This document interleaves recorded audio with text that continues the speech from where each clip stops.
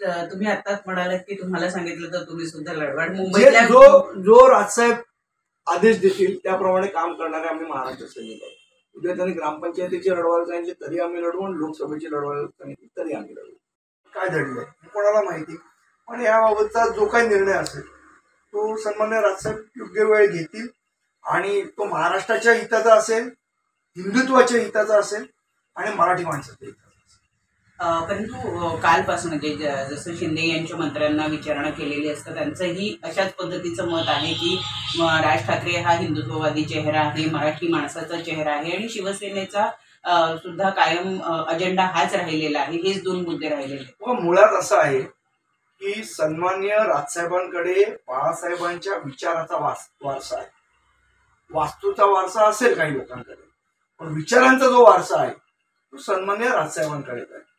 आणि बाळासाहेबांचे विचार, त्यांची महाराष्ट्राबद्दलची स्वप्न, त्यांची हिंदुत्वाबद्दलची असलेली कास मला असं वाटतं ही जर कोणामध्ये असेल ते राजसाहेबांमध्ये आहे आणि तिचं या सगळ्या जनतेला अपील होतं. आणि मला असं वाटतं की कुठलंही राजकारण करत असताना मराठी माणसाला किंवा हिंदुत्वाला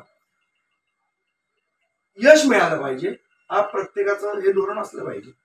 पण या भेटींवरनं आता म्हणजे मनसे अध्यक्ष आणि मुख्यमंत्र्यांच्या भेटीवरनं राजकारण सुद्धा अनेक ठिकाणी होताना दिसत आहे.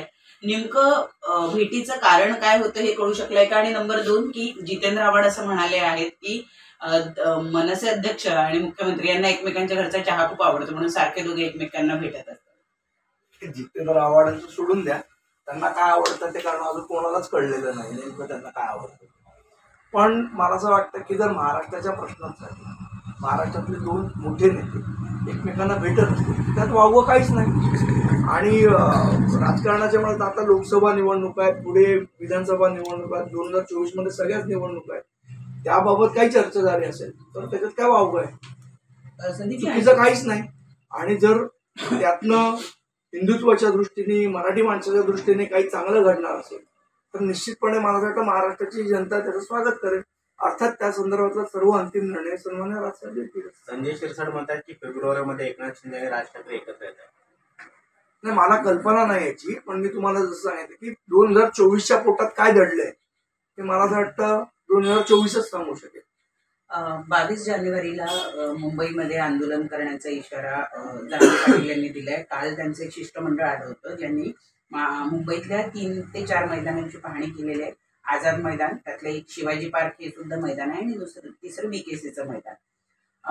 ज्या पद्धतीनं नियोजन केलं जात आहे, एवढ्या मोठ्या संख्येनं लोक येणार असं सांगितलं जात आहे, आपली काय प्रतिक्रिया आहे? शिवाजी पार्क किंवा मुंबईतली ही जी मैदानं आहेत यांची चाचपणी करण्यात आलेली आहे, तुम्हाला काय वाटतं? मला असं वाटतं सरकार सर्व बाजूचा विचार करेल. शेवट आंदोलन करणं लोकशाहीमध्ये अधिकार आहे प्रत्येकाचा आणि त्या दृष्टीने लोकांना अडचण होणार नाही, त्यांनाही आंदोलनाला जागा मिळाली पाहिजे, या सर्व दृष्टीने सरकार विचार करून योग्य तो निर्णय योग्य वेळी घेईल. पुण्यातील मनसेची लोकसभेची उमेदवारी कोणाला मिळणार अशी चर्चा आहे. वसंत मोरे इच्छुक आहेत असं कळतंय, मात्र आता साईनाथ बाबर यांनी सुद्धा पक्ष नेतृत्वाकडे गळ घातल्याचं कळतं. या दोन जिगरी मित्रांमध्ये आता तिकिटावरून कुठेतरी रंगत होते. तुम्हाला काय वाटतं मनसेची नेते? मला वाटतं आमच्याकडे निर्णय हा सन्मान्य राजसाहेबच घेतात. इच्छा सगळ्यांनी व्यक्त केली पाहिजे.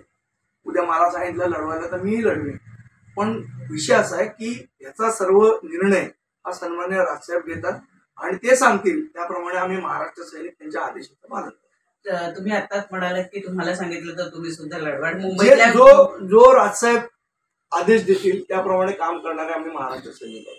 उद्या त्यांनी ग्रामपंचायतीची लढवायला सांगितली तरी आम्ही लढवू आणि लोकसभेची लढवायला सांगितली तरी आम्ही लढवू.